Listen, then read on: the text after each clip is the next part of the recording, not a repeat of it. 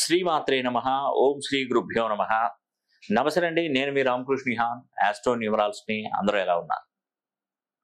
మరి జనవరి కాకుండా ఫిబ్రవరి మాసంలో, జనవరి మాసంలో శనిహోమం జరిపించాం, పుష్యమాసంలో. ఇప్పుడు ఇది మాఘమాసంలో. ఇలా ప్రతిసారి జరిపించనండి. శని కుంభరాశిలో ఉన్నప్పుడు 12 రాశుల వారికి జరిపిస్తారు. శని కుంభరాశిలో ఉన్నప్పుడు మిగతా రోజులు పనిచేయవు, మళ్ళీ 12 రాశులకు పనిచేయవు. ఎందుకంటే ఈరోజు మనం చూసినట్లయితే మీనరాశి వారికి ఏలినాటి శని నడుస్తుంది. ఇంకొక సంవత్సరం దాటిన తర్వాత మళ్ళీ మేషరాశి వారికి ఏలినాటి శని నడుస్తుంది. ఇప్పుడు కర్కాటక రాశి వారికి అష్టమ శని నడుస్తుంది. అది దాటితే మళ్ళీ సింహరాశి వారికి ఈ యొక్క అష్టమ శని పడుతుంది. వృశ్చిక రాశి వారికి ఇప్పుడు అర్ధాష్టమ శని నడుస్తుంది. మళ్ళీ ధనుసు రాశి వారికి అర్ధాష్టమ శని పడుతుంది. అంటే ట్రావెల్ అవుతున్న కొద్దీ మనకు ఉన్నటువంటి ఈ యొక్క రాశుల వారందరికీ కూడా ఏలినాటి శని, అర్ధాష్టమ శని, అష్టమ శని పడుతుంది. అందుకే ఎప్పుడు ఎలాంటి సమస్యలు ఎదురవుతాయో మనం ఎవరికి చెప్పి చూడలేవండి. కాబట్టి మన జాగ్రత్తలు మనం ఉండాల్సిందే.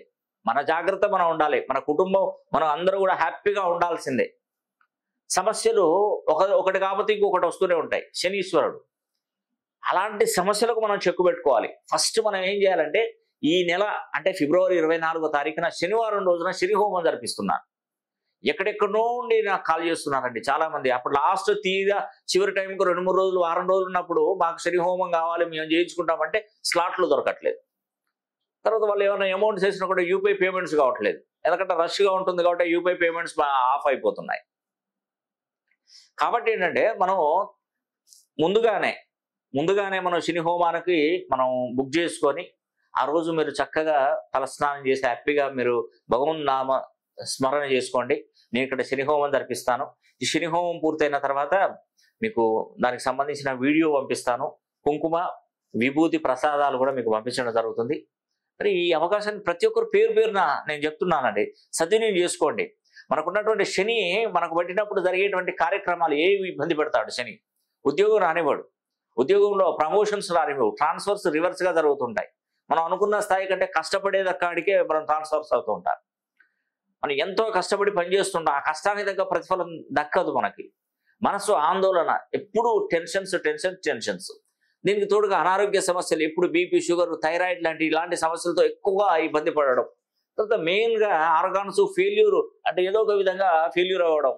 తర్వాత ఇక్కడ మందుకు బానిస అయిపోతూ ఉంటారు కొంతమంది, వ్యసనంగా మారిపోతూ ఉంటుందండి. ఒకసారి 2 సార్లు ఎప్పుడో ఒకసారి పండుగ పబ్బాలకు తీసుకున్న పడకని రెగ్యులర్గా బానిస అయిపోతున్నారు. ఎందుకంటే దాన్ని సంపాదించిన ధనాన్ని మొత్తం ఇలాగే ఖర్చు పెడుతూ ఉంటారు.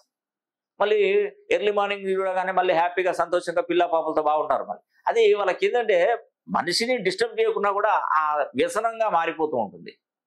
తర్వాత ఇంకొకటి ఏంటంటే భార్యాభర్తల మధ్య ఎప్పుడు కూడా చిన్న విషయాలకే అసలు నవ్వుకుంటూ ఒక్కొక్క మాట అనుకుంటారు. ఆ తర్వాత అది చిలికి గాలివాన అయిపోయి విడాకులు, డైవర్స్ వరకు వచ్చేసి పుట్టింటికి వెళ్ళిపోయే పరిస్థితులు ఏర్పడతాయి.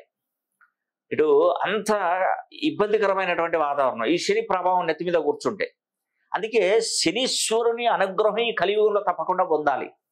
మనకు సత్యయుగంలో అవసరం లేదు, కృతయుగంలో, సత్యయుగంలో మనకి ఏం అవసరం లేదండి శనీశ్వరుని ప్రభావం. ఎందుకంటే ఆ టైంలో అందరూ కూడా నిజాయితీగా ఉంటారు. ధర్మం 4 పాదాల మీద నడిచింది.